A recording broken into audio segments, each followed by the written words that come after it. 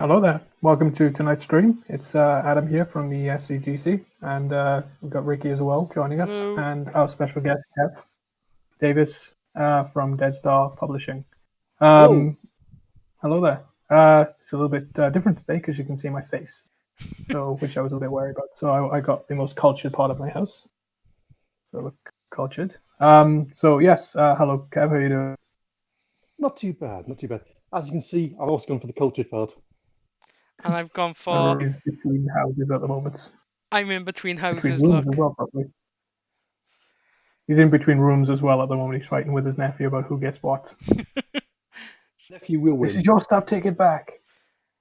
Yeah. If you want to tell us a little bit about yourself, Kev, and who and what Deadstar is. Yeah, so as they've said, I have. And we started Deadstar back in 2010, back in those sort of halcyon days we can barely remember them. And originally it was the three of us, me, Dave, and Danny, and we were looking to put out our own content and sort of get sort of our name out to the world, as a lot of sort of small press creators do. And over time, I started to realize we couldn't produce material fast enough to keep up with things. So we started approaching other creators saying, well, we're already going to shows and doing this. Do you mind if we take your stuff with you? And over the last 10 years, that's snowballed a bit. So I've now got about 650 submissions in the inbox, and I can't get through 650 submissions. So we look to put out 5 to 10 new things a year, but I get sent a lot more than that. I don't know what to do with them. I can imagine that we've obviously seen you and you guys at many of the events we've been at, and your table's always very busy. It's very popular. How many books have you got out now at the moment then? Oh, since the beginning, we've probably got something in the lines of sort of 30 or 40 titles out at this point. And the main ones would be sort of our Dolphin Squad, crime fighting dolphins, supernatural horror. We've got a couple of sort of supernaturally type things, and we've also got sort of more things planned, which would have come out last year, but as nothing really happened last year, we've pushed things back a bit. So we'll have more stuff later on this year. Okay. We had Josh on the stream as our first interview, was it? Or second?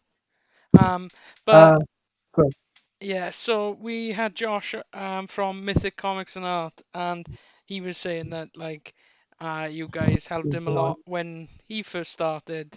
So do you appreciate people coming to speak to you about that sort of thing, or Absolutely, or is it like no unsolicited?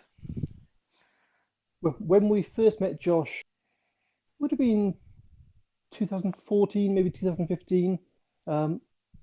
He came up to our table with his portfolio, and he'd been working on a sort of retelling of the Hercules myth, which I think he was going under the name of Heracles, because Josh is quite into his Nordic traditions, into his sort of you could mythology. never tell. I know.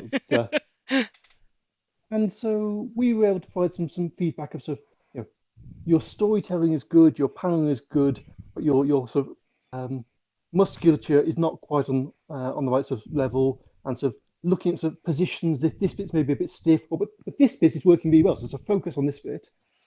And then what would it have been? Coming into 2017, probably, we'd had a bit of back and forth with him over time, and we were putting together an anthology called Age of Savagery, which was a compendium.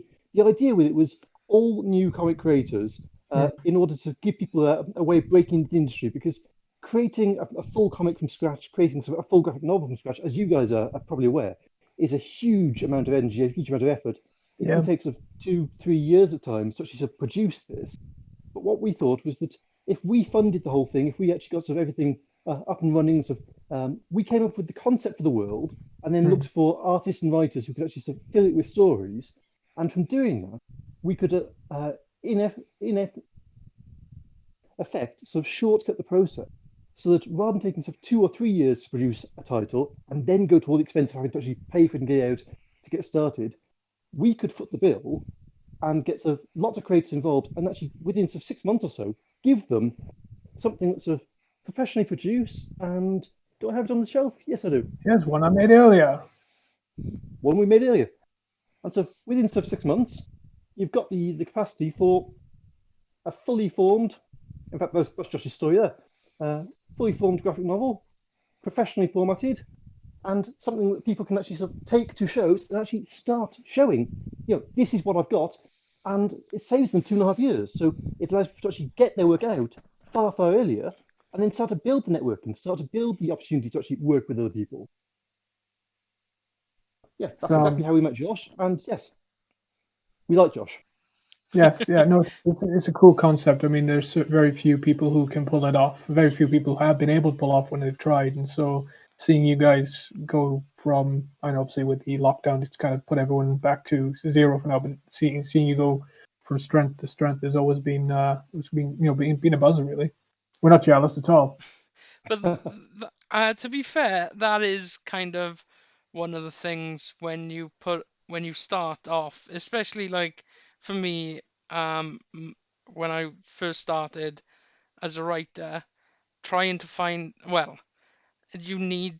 Luckily, we had the Comics Collective, but if you were just a writer with no idea where to network, what you guys do is a great way for meeting other creators, and it's a great service basically. That if we didn't have the Swansea Comics Collective, we probably would have been in one of your anthologies. Yeah. Well, you are still welcome to will. Oh, we might have to give you one of our ideas afterwards then. Yeah, there are millions of ideas. We're tend always to. interested in submission. But Yeah, we always come up with new ideas. Usually when we're on the road to conventions and things like that. And you say about sort of not knowing where to network. Before we actually started the business, the very first thing we did was we actually went to the Bristol Comic Con. It was the old small press Bristol Expo. It used to be in the McHugh and in the tram shed before that. And that was the very first thing we did. Was we turned up then. I was a writer primarily. Dave was a writer primarily, and Danny was an artist, but sort of looking to actually sort of work with writers. And we met up then to have a chat among ourselves. But we also went around and spoke to everyone else. This is what we're looking at doing. How do you guys work? How do you guys? And basically, the best way to network is to get out there. And obviously, difficult at the moment, but get out there and talk to everyone, because sooner or later you'll say, so I'm looking to do this, and somebody else will say, oh, I know a guy, or I know a girl, or I know somebody who can sort of, let's put you two together and see what happens. I was going to ask about that. How you started? Was it word of mouth, or so you actually went out there, basically sold yourselves and made the connections that way, which is probably one of the hardest things to do as well, because being a writer, especially as you know, just telling people you have an idea just doesn't go anywhere. I mean, people first of all fear that you're going to go exposure.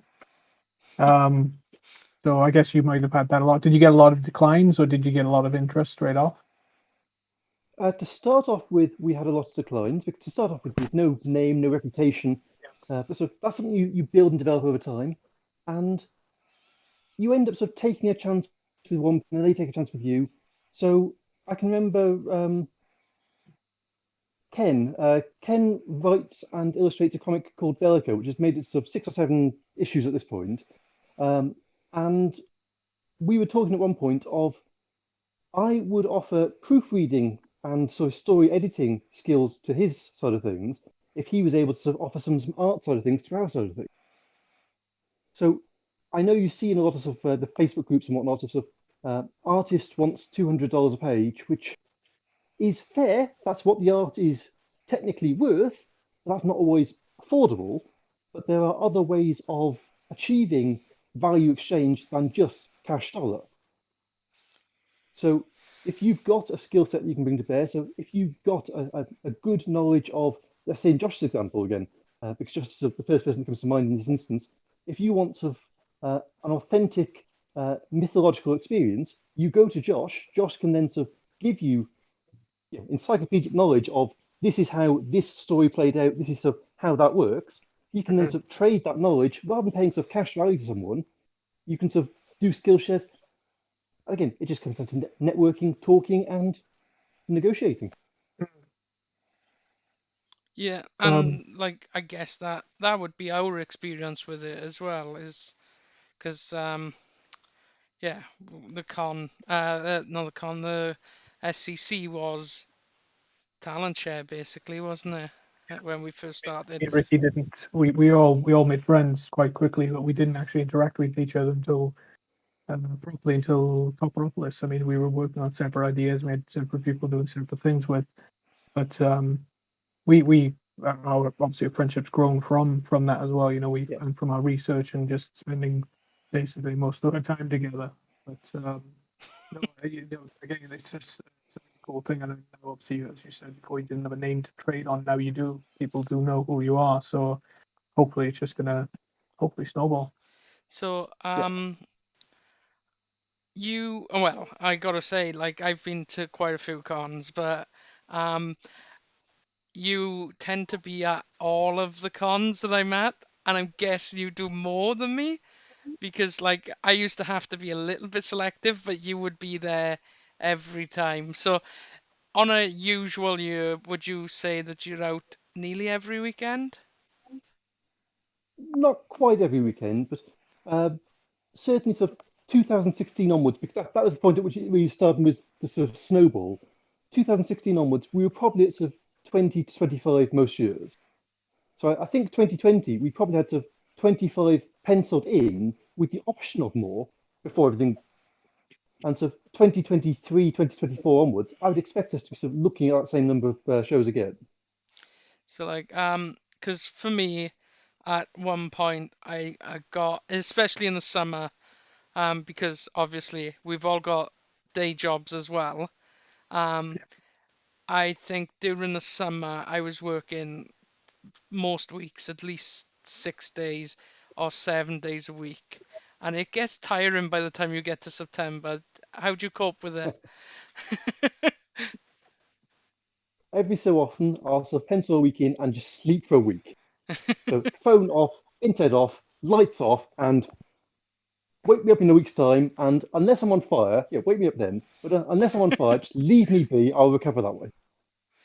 Sounds like a good plan. We should uh, maybe maybe endorse that and take that aboard. I gotta We say, like my leave would, especially as I got a bit older, it used to take me a bit longer to recover. So like all of my annual leave from my day job would be recovering from cons. You must get con flu like crazy as well. Then I mean, I wasn't even involved in the first SCGC. I was just there as the SCC, and I was just sat at a table all day, and kids were drawing, coughing, and sticking pens in their mouths and sneezing on you, and I had loads of people coming to the table. And it was 2 days later, it hit me literally like my legs wouldn't work. Yeah. And it was just from one day. I guess you must be stocked up on antivirals or something just to keep going. I think I can only think of really sort of two times where I felt grotty after a con. One was, I don't know, so 2012, 2013. I can't remember what show it was. It was up in Birmingham somewhere. And it's sort of one of the first sort of big shows we'd done. Mm. And so somebody sort of sneezed at the table as I was there. And so I thought at the time, oh no. But these things are occupational hazard. And the only other time I can really think of was after Cheltenham True Believers at the start of last year. And while I can't say for definite, and we'll never know at this point, given the timing.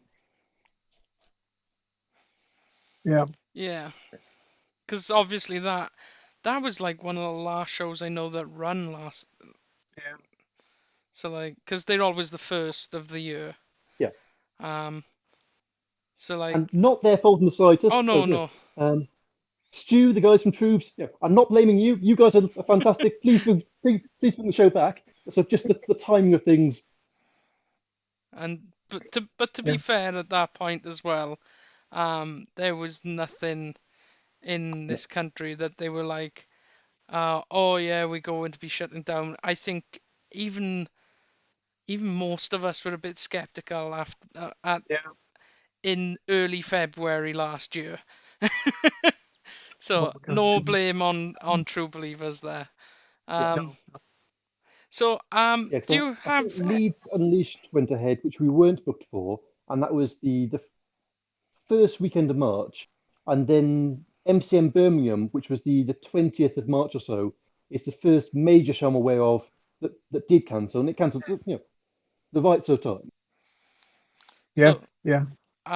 ignoring current things, what kind of which shows are your favorite to do? Because obviously you do the big ones that are Yeah. a bit celebrities focused, and you also do smaller and well, even the bigger creative focused events. So which types of shows are your favorites to do? I'm primarily there for the small press comics. I mean, I don't even really read or buy Marvel DC these days anymore. I mean, obviously I enjoy the films, but the comics themselves, there's too much involved in there. Whereas at least with sort of creator stuff, you can sort of actually find new creators, new talent, new voices. So if I'm going to a show, I want it to be somewhere that's got sort of a really good small press experience. So MCM with the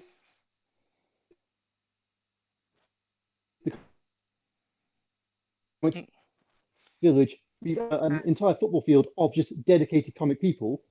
Then you got things like the Cardiff Comics Carnival, which happened in 2019, and of course you guys, because Oh, we've lost Kev. Just as he was complimenting us as well. I I mean, know. just So what he was going you'll to have say to was, deal with me and Adam now. we're just really cool, as a connection more than anything else. Yeah, It's really cool. me Don't do any looking of the like I'm in a hobbit hole or something. So see what I can just go through what's on the show. We're trying to get Kev back now. So, he's desperate to sing our praises. So probably okay. what it was at the moment. We'll see what we'll do. You two have frozen, got silent. Oh, Yeah, I've gone silent because is it's, Kev replied? Is he? yeah, he sent his message. Okay. Chat. We like swans. Um. Oh, just the two of us.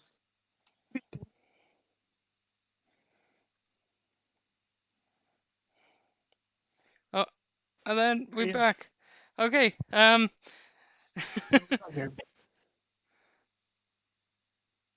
Hello. Wait a minute. Nope. No, we can't hear you.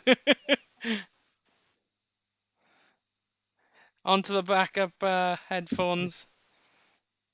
Hey, look, guys. There's a time when Adam isn't the crash. Caveman.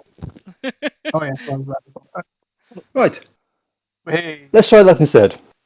just saying how much you wanted to sing our praises. Just really cool. You still can't see or hear me? Oh no, we could see and hear you. Okay, good. Yeah. We're just saying that you're not going to do any other events. Don't 2022. It's just gonna be our Yeah. show. We were just So joking. I got as far as saying that sort of you guys put a fantastic event on, and it just cut out. So you guys get the final word on that one. You are the best event. Yeah, that's what we were saying when you were gone. It's like, oh, we'll just have to say that he's saying that we're the best. I mean, every person who runs there, see, anybody that salt is proud of their event. We do. I mean, we genuinely get. I mean, we don't even take rejections. We're contacting. We contact big names, and if they say no or if they say too much, too much money, which is fine. We don't mind. We just roll on. We never puts us down. Genuinely get stoked. Everybody who turns up, we stoked with. It's just we just really enjoy it. He always tells the story that he decided to start SCGC with Simon because he didn't want to get up. We didn't want to get up at 5 o'clock in the morning to go travel somewhere to go to an event. But now we get up Yeah. about half 4 in the morning to go to our show. We see less of it. So, but But now we've got to get up 5 o'clock in the morning a lot longer because it takes a lot more to to do than just show up Yes. at a con. Show up at a con, set up a table, leave is a bit much. But what, Adam, you're cutting out now. am I? Yeah. Yeah. Yes. Oh, yeah. Okay. I was going to ask what your favorite event has been. or events? Like, have you got memorable ones? I think True Thought Bubble in 2010, because it was the first show we ever exhibited at. And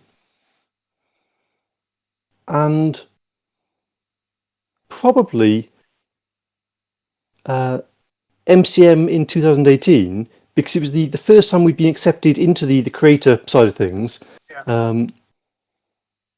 And it was sort of a really weird event, because it was the biggest event we'd ever done, and we also took more at that event than we had the entire previous year. So, okay, that is something you remember. Can't say anything else about that. I mean, putting your name out there is important, but making content is obviously just as important. So, yeah, you still cutting out, Adam. I did have a question ready, and then Adam started cutting out. What was Am I it? cutting out still now? So could you be there then? What was your gateway into comics? Were you a reader as a child, or what comics did you read? Yeah. So, as a child, I was reading Sonic the Comic. The Sega. That's a trend. That's everyone we've asked so far has always been Sonic the Comic. Yeah, it seems a big thing amongst British followers, British creators. They seem to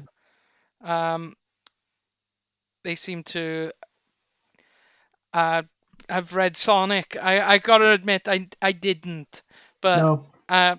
Please continue.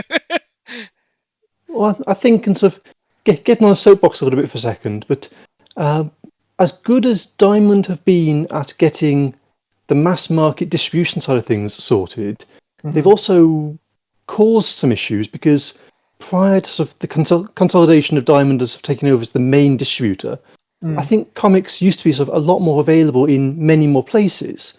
And I'm thinking back to sort of early childhood, where sort of Commando and the like would be sort of available in sort of local newsagent. Yeah. And totally.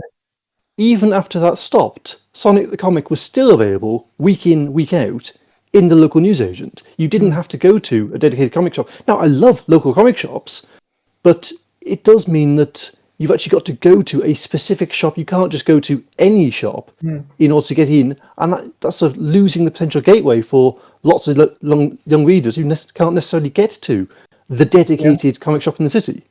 Yeah, my first experience with comic books was I was living in Ponta Delice, and the local newsagents had any comic book you could think of really at the time. And my first foray into comics was the Simpsons comics and X-Men. Uncanny, probably early 90s. But you're right. I mean, it's kind of died a death now. It has to be. I mean, we like our local comic shop, but it's just strange that people think it's just this weird thing you've got to go to these days. Yeah. And like, for me, I was a Beano and Dandy reader, but when you look at those types of comics these days, they barely exist, and it's more about the toy that they wrap it in with it in the plastic, and you can't pick up and read a comic book anymore. On a shelf, you can't do it, like, not so much like in a comic shop, which you can, but you can't go to the newsagent and the kid just sit there and read the Beano whilst the parent is actually doing something like shopping. You could try or anything. The grown man. No, they're all wrapped in plastic these days. I could just buy a comic. So it was Sonic the Comic, and then did you branch out into like the Marvels and the DCs, or the Beanos and the Dandies? Well, initially it was then into sort of 2000 AD for similar sort of reason of it was available in the shop across the road from the school. Yeah. So, okay, maybe sort of 10, 12-year-old Kev was slightly younger than the intended audience, because 2000 AD has been, gribbly at times. But it wasn't until sort of, early mid-teens I actually sort of discovered comic shops. And then sort of walking in and seeing just wall to wall, oh my God, how many of these things are there? And then you sort of got into sort of, I think it was X-Force I got into at that sort of stage, X-Force and Tank Girl, because Tank Girls have just become a thing. So I remember sort of going into Virgin Megastore in Cardiff and just sort of sitting upstairs and they had a comics and manga section, just sort of sitting and reading through sort of the assorted Tanko comics and Tanko graphic novels upstairs in there, until, as you say, eventually sort of the staff come around and say, so, you can't sit there and read that, either buy it or go. Well, if you don't sort of get kids interested in reading the thing, they're not going to buy it. So, Yeah. And I guess that is one of the problems with readership at the moment, is that it's not as available for, like it was for us when we were kids. We've grown and continued to read them. The kids who have, in the last, 20 years probably haven't had that. Is that why, the main book that you see on your table would be the Dolphin Squad? Is it so that you're encouraging younger readers? that's definitely part of it, yes. That I think we've seen, because comics are now 75, 80 years old in some cases, and as people have grown from being sort of comics written for relatively young people, and it's matured as an art form, the creation of comics has also matured, and you get sort of more adult tales being told. But I think there is definitely a market segment that's not being catered to, which is comics which aren't necessarily infantile, but are suitable for and geared towards children. And we've seen sort of within the small press community again, sort of people like Sian Jefferson with Book of Fae, who are putting out comics that are really sort of oversized, easily accessible. The plot isn't too complicated, but you've got sort of bright, vibrant colours, and it's a good sort of way to actually get people interested in the stories that you can then look to, whatever flavour of more complicated topics as you sort of mature into that. But without actually sort of having that gateway, it's very difficult to jump into something with 60 years of continuity to read. Yeah. My daughter's started to get into comics, and she picks up what she's got into Lumberjanes and things like that, and I've picked up a lot of Image comics, a lot of Monstrous 16, so she's not a adult or anything like that. But I always said, you should read my Batman comics or my East and West or things like that. She's like, oh, I don't know, there's a lot of history to them, especially the DC stuff. I said, you can't really, not that I would anyway, you can't really convince somebody, no, that's not the case, because you're right, actually, read something and go, you're saying that though about, there's nothing wrong, as you can obviously, you can confirm, there's nothing wrong with a book that seems aimed at the younger audience, because there are your books included. There are plenty of examples of stuff that are for youths, but completely innocent books, with no suggestive content at all, and they're perfect for adult readers as well. I mean, the Etheringtons, I've got one of their Stransky posters on my wall over there. Their comics are just, I mean, they appear in the Phoenix, and they just seem so mature. Just if you had a quick look when you get into them, they're completely child friendly. They got puzzles in them and things like that. And I mean, it's the right kind of gateway, I think, as well. So I mean, you're doing the industry a service by doing, especially with Dolphin Squad. Tell us a little bit about that in a moment as well. This is kind of like one of your main lines.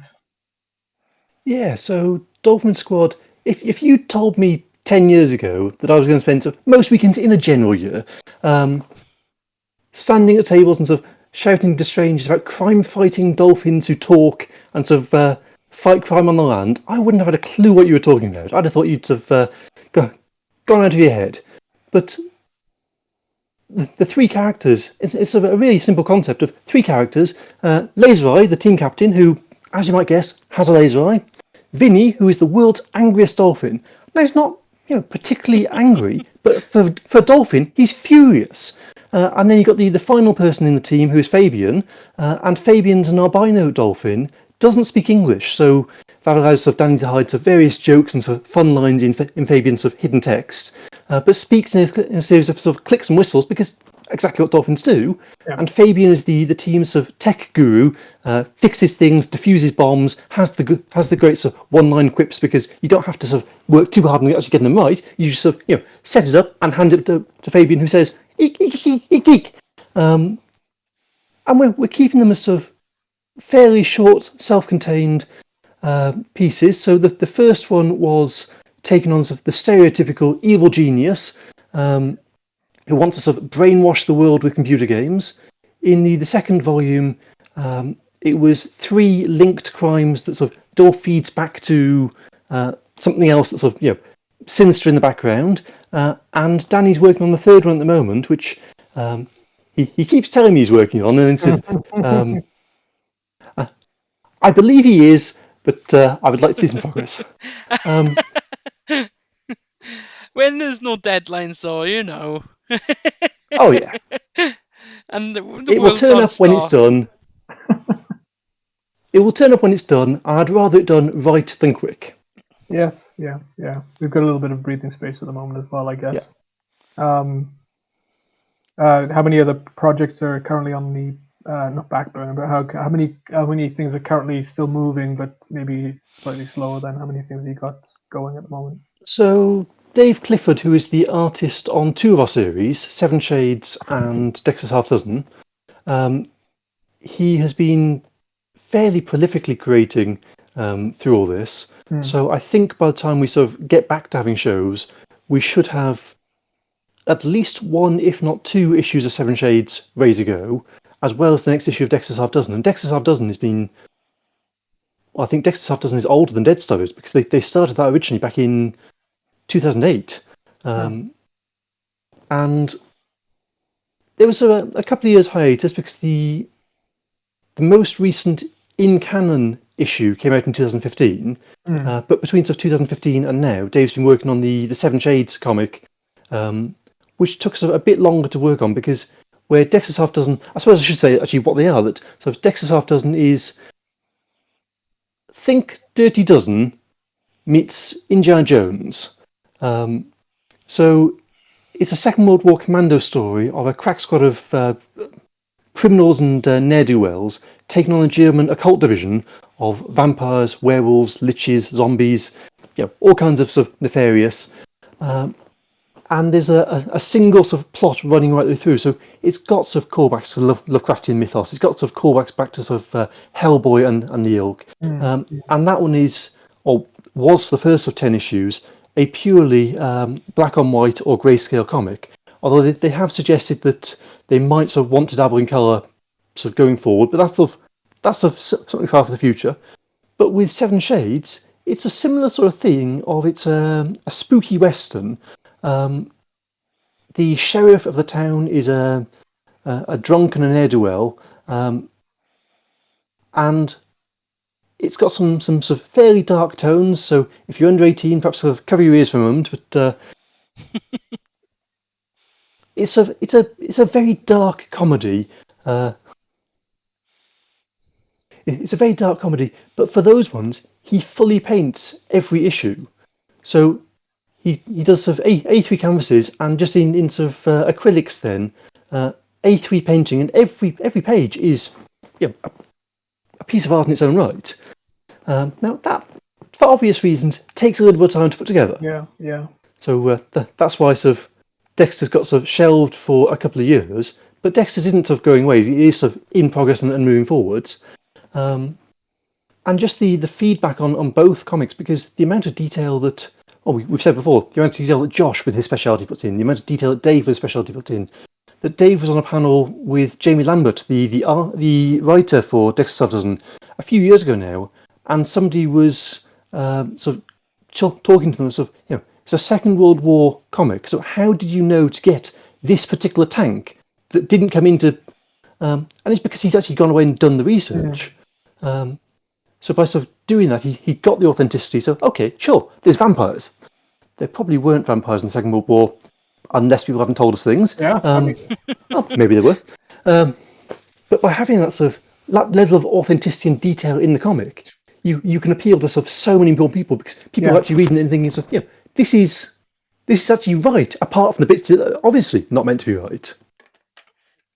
we did that ourselves with Copperopolis. And it reinforces your love for something as well when you can do the research and you find that you like what you're doing, and then hang on a minute, I understand what I'm doing more because I found the information. It all fits in, and you reinforces it. But that's really cool. And then you I can was gonna ask bore you a people question. with random facts when they come to your table. Yep.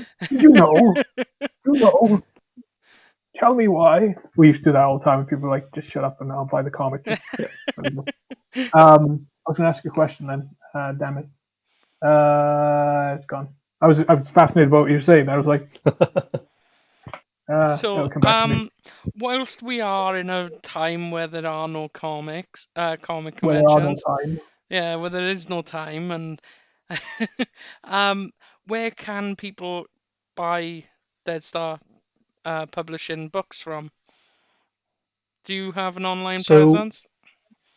We do have an online presence. You can find us at www.deadstarpublishing.co.uk. And I keep meaning to set it up, so it's one of those sort of things I need to set aside a bit of time for. In fact, I probably should do it this week.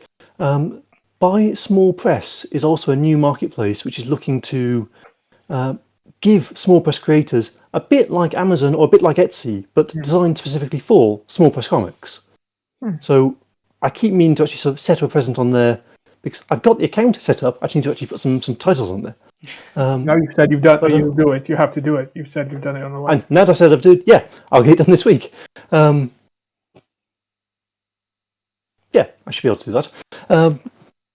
But yes, so I will get it done this week.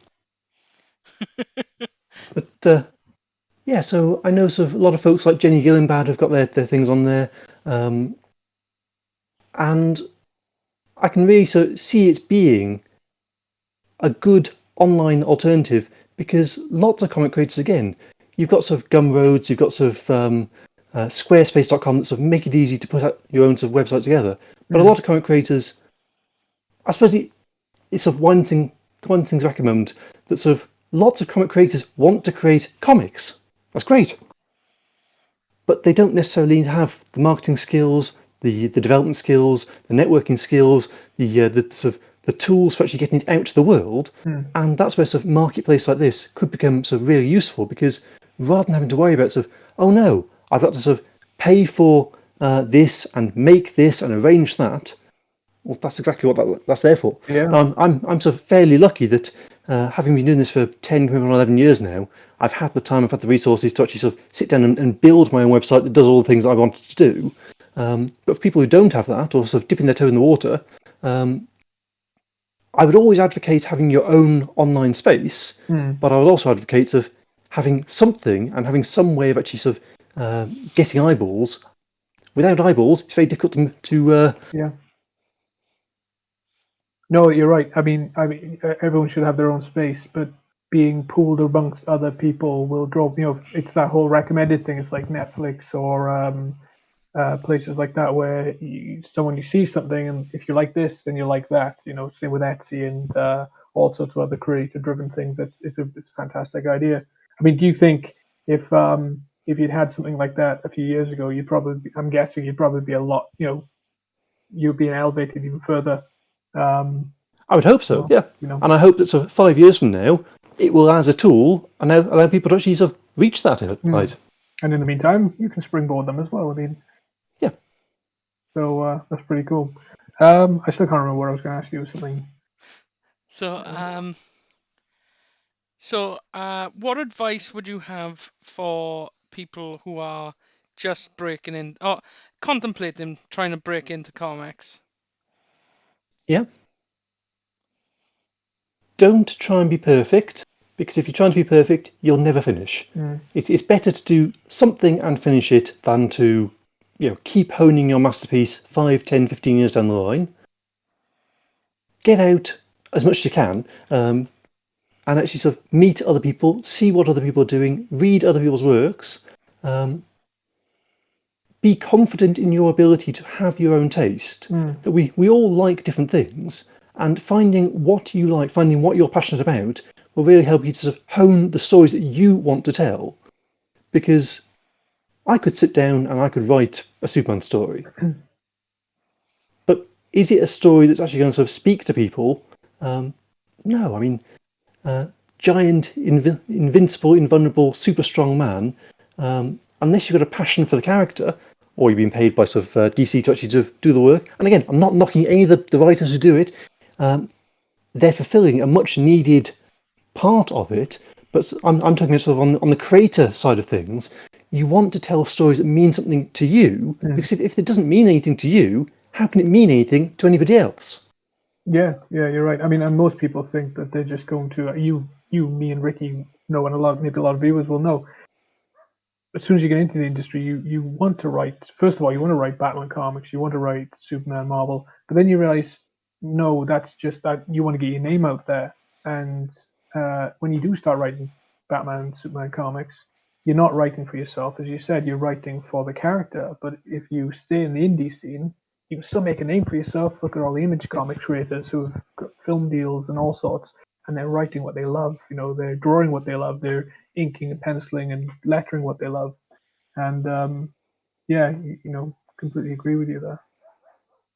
And there's certainly an advantage to having your name out there that I can never pronounce his name correctly. Stefan Sedjic, I believe. I'm not massively. That's fair enough. Massively prolific artist, has worked on essentially everything, and a couple of years ago now he got so burnt out because he was just working for deadline. There was no sort of love for what he was doing anymore, and just as a bit of a side project to keep his hand in, he started doodling sort of a funny little, silly little story, which he sort of posted for free on DeviantArt about sort of two women who fell in love and sort of the relationship that they had. And because it was a story that meant something to him, because it was a story that was sort of personal to him in telling it, it exploded. And he's now got sort of almost free right to, as a fairly major artist, continue to produce the things that he wants to produce because he wants to produce them, and because these things sell. I mean, I've probably got sort of 3 or 4 copies on my shelf. He just gets bankrolled to actually produce anything that he wants to tell now because he's creating the things that he's passionate about, and because he's passionate about these stories, the readers are passionate about these stories, about these characters, about the art that he's creating. That's what it's all about. I mean, we can keep doing these things for free, of course, if we can keep ourselves going in other ways, but eventually we want to make the thing that we love, the thing that pays as well. So that's a fantastic success story, really, isn't it? And I think hopefully eventually maybe we'll get it done as well ourselves.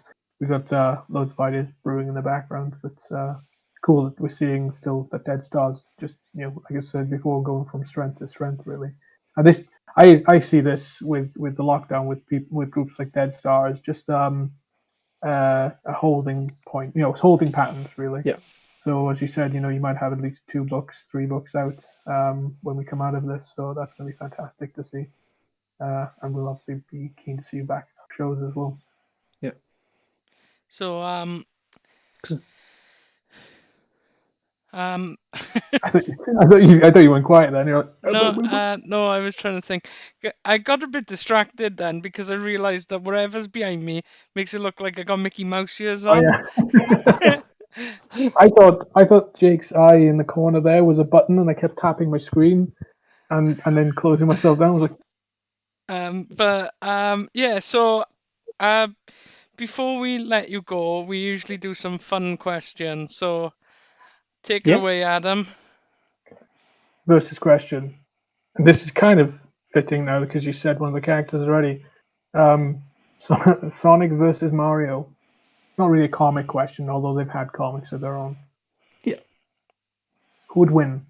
Now, personally, I'm Camp Sonic because I was always a Sega player as a child. Didn't really sort of have any Nintendo stuff until sort of early adulthood. But sort of super speed, invulnerability. Sure, Mario can sort of turn into anything he wants. He can sort of dive down holes, but you can't really fight 700 miles a second. Yeah. I would probably be in the same camp. I was thinking that question up earlier when I was doing my normal job. I was like, what have I got to ask? What have I got to ask Kev later? I would imagined like Green Hill Zone and Sonic just running rings literally Yep. around Mario, and he's just flowering him. And I was thinking, why haven't they done this? Why isn't they got Sonic and Sega All Star Racing? They got they've You got do realize in Mario 3D World or 3D Land, there is a car upgrade, a Koopa car. And what is a hedgehog's worst nightmare? A car. Mario Wow. wins. Sorry, guys. Wow. There are children watching this, and you've upset kids now. I mean, like I've said at the beginning, I'm in the process of Oh, moving. well. Yet I got a mushroom ready. You could turn that light on. It would have been better. It needs batteries. I've got one in the kitchen. It's the same. Yeah, but you got to remember, a plumber's worst nightmare is a clogged drain that he can't fix. So Okay, so Kev is the guest, and he says Sonic. I will Yeah. have to just eat crow, I guess. I'll take that. I've been playing a lot of Mario 35 and a lot of the other Mario games recently, but yeah, Sonic. Okay, so what comics? If you recommend one comic to people, what would it be? And let's make it easy, so not Deadstar, so that you don't have to feel pressure of Not trying Deadstar. Well, if you want to, one comic from your collection and recommend something else also. Well, I would definitely recommend Dolphin Squad because it's a superhero parody about crime-fighting dolphins packed with references to other things. Where can you go wrong? But not Deadstar stuff. Okay, I would probably go with. I mentioned earlier sort of comics that would be actors' gateways. I can't think of the creator's name, but there's a comic called Jello, which is a story of two children trying to find the home for a giant purple dinosaur. And that's about as simple as it goes. There's a dinosaur called Jello. so- I'm going to Google it now. Yeah, a dinosaur called Jello. And that's sort of the entire premise of the story is just two kids going on an adventure.